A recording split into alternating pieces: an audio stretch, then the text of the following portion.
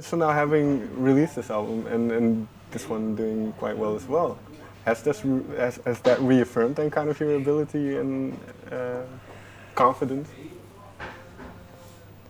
I felt good about it the minute we were done with it. Okay. Yeah. Like all the other stuff that's happened has been great, but like it's like we were talking about earlier. I think the real issue was it wasn't other people putting pressure on us; it was us putting pressure on ourselves. So all the other people liking it like hasn't really affected me as much as like it being finished and realizing that I was really proud of it. So that was kind of the only that was kind of the thing that teetered the totter, you know, Right. for me. It's, when it Not comes that to- other people liking it isn't great. That's cool too. I'm way into it. It's the best. Yeah, it's cool that people like it. It's always Yeah. always helps. But in terms of the themes in the music, then is that something that arose during the whole creative process, or is that something that you thought of before and in the sense of I want to talk about this is something I'd like to address? Sometimes there are little like things that I would like to talk about if we can work around to it. But again, that goes back to if you decide what something is going to end up as, you usually just stifle it. Right. You know, it's like people who want their children to be lawyers. They're never lawyers. You know? Yeah, I think there was songs for sure where you or me or both of us would get excited about the idea of writing a song about something because it was such a beautiful concept. Yeah. And then we'd chase something like that, but it was never like, oh, in the overarching themes of the record, we could really use it this kind of... that all kind of emerged afterwards. It appeared. Yeah. Would this be something you would discuss amongst each other, or is it mainly you who take on the lyrics? Yeah, I read all the lyrics, but we talk about everything. We're always like next to each other when like Nick's making beats, or like when I write something, I go and sing it directly at him, which is very embarrassing when it's bad. I like it. Yeah. So we're both really equally involved in Yeah. most of the writing process. Because some of the songs they kind of touch upon certain themes of that. I would think like radio. It talks about this desire. Of certain artists wanting to be on the radio, of kind of changing their art towards. So how do these themes come up? Is that something you encounter then during? Yeah. Also, that's totally something that we've encountered, and that we're talking about a lot during the first record, Okay. and just because Coffee did so well, and then we were talking about trying to get it on the radio, and it became pretty obvious that it wasn't going to get on the radio, mostly due to timing. Okay. In that, like, there were also, the radio is so stringent that we would get the feedback of like, we already have a female voice Okay. on the radio right now, Yeah. like an electronically backed female voice. So we're not interested, which is crazy. Also, radio, the song itself is mostly addressed to me, Okay. too. It's addressed to like the out there people and the radio people, and also to me, talking about all of the expectations that I put on myself. And Yeah. I think kick, jump, twist kind of goes along with it, where it's more about celebrity culture, I suppose, or that kind of idea. So now with you guys being in the spotlight a little bit, I mean, you got cameras aimed at you. Literally have a light aimed at us right now, yeah. So, but how does that affect what you do? Is that a burden in a sense?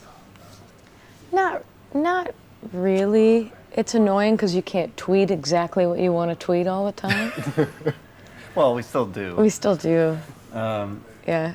I mean, look at us. We didn't really like dress up to look that fancy for this interview. No, but You know? you understand what I mean, right? Because certain artists, they have a manager with them and they tell them what to wear and what not to say and those Oh, kind yeah. of things. Yeah. Yeah, So we can't do I mean, that. yeah, and I also think that there's kind of this split happening, which has always been there, but I think things like Instagram have made it more pronounced, which is that there are some people who want to be successful because they love doing what they do. Like, we really love making records and playing shows for people and talking about music and collaborating and doing things. We love that. That's the reason we're in a band.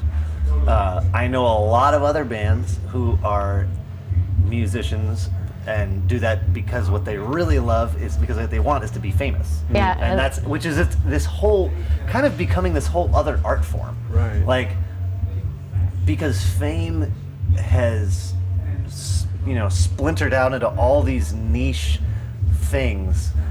There are like, I mean, you name it. Yeah. There's like an Instagram account for it that has like 1.2 million followers. You know what I mean? Like there's like, fame is so niche and specific now and can come from anywhere, and it's its own skill. It's its own thing to pursue. Like being in a band is no longer it's no longer like just being in a band. Right. Like, it's no longer this like unique avenue to being famous. It's like, I don't know. I think it's like a really weird time to even talk about like what fame is. Yeah. Right. But I think that split is like that, and that's why we don't spend a ton of time on it, is because like, I don't want to spend my day looking at my phone and thinking about what would be the best angle for me to take a thing at so that people will come to a show. Like, I just can't. I'm 34 years old. Like, I can't do that. Yeah. More punk to not care. I'm sure that there's a version of our band that would be more successful if we like really gave a shit about that. But I that'd just be can't. It would like weird. kill me I just can't. Yeah, and that wouldn't be us. Yeah. But that's the thing then. So now when you go out on stage and you hear back from people who listen to your music, what do they tell you about your music and kind of the way that you do it? They tell us all sorts of things. Now it's mostly about emotional experiences that they've had with the music. Which is the best. Which is the best kind. Right. Yeah. Yeah. Yeah. Yeah. But it's usually about people's personal, it's like they're all usually really personal stories, which are so lovely. Yeah, it's what you want to have happen when you make anything and put it out there, is for somebody else to like experience it and have a really personal connection to it and then want to tell you about it. Like that's like the best. I've done that with so many bands, like I think that to be able to like be a part of that in somebody else's life is just like the biggest honor. But that's pretty much always what it is. Yeah. Very quickly then, who was the artist for you who did that with you and same? I mean, a lot. They Might Be Giants was a huge one for me when I was a kid. Even now, I love that band so probably much. La Tigre. Yeah, La Tigre. I would want to write to La Tigre. La Tigre.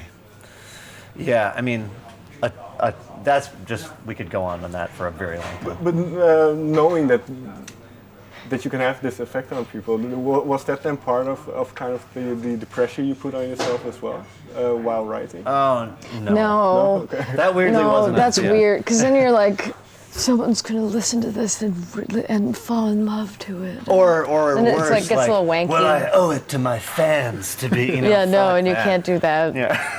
That's bad.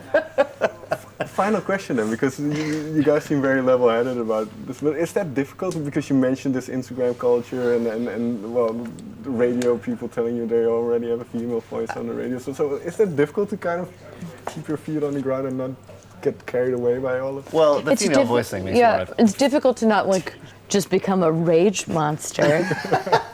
But also, it's just what we do. And like, there's a, we work in the music industry.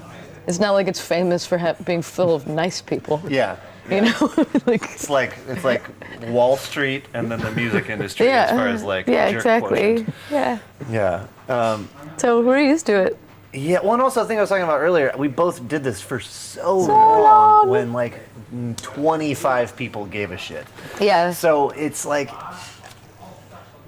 I can see a different version of myself that was born like 15 years later and like grew up with all this and this all worked out with the first thing he did.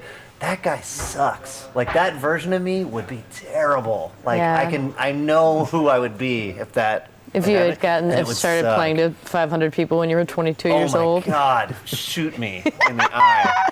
No. Yeah, but that's, you know what I mean? Like that. Like I think that I value so much all the time that we each spent in different bands and together, just grinding, because it was like we just did it because we just wanted to do it. And if this all went away, we would be doing that. You know, like that's what I want to be out and playing shows and finding what it means to be a human with people, and like that's the fun part. Yeah, Not- don't do it. Yeah. Also, if this didn't work out, I might start a diner. Yeah, but I would still tour. Yeah, you'd probably tour. I'd play shows on the weekends. Guys, thank you very much for your time. Thank you. Thank you so much. That was Thanks. so thoughtful. Yeah.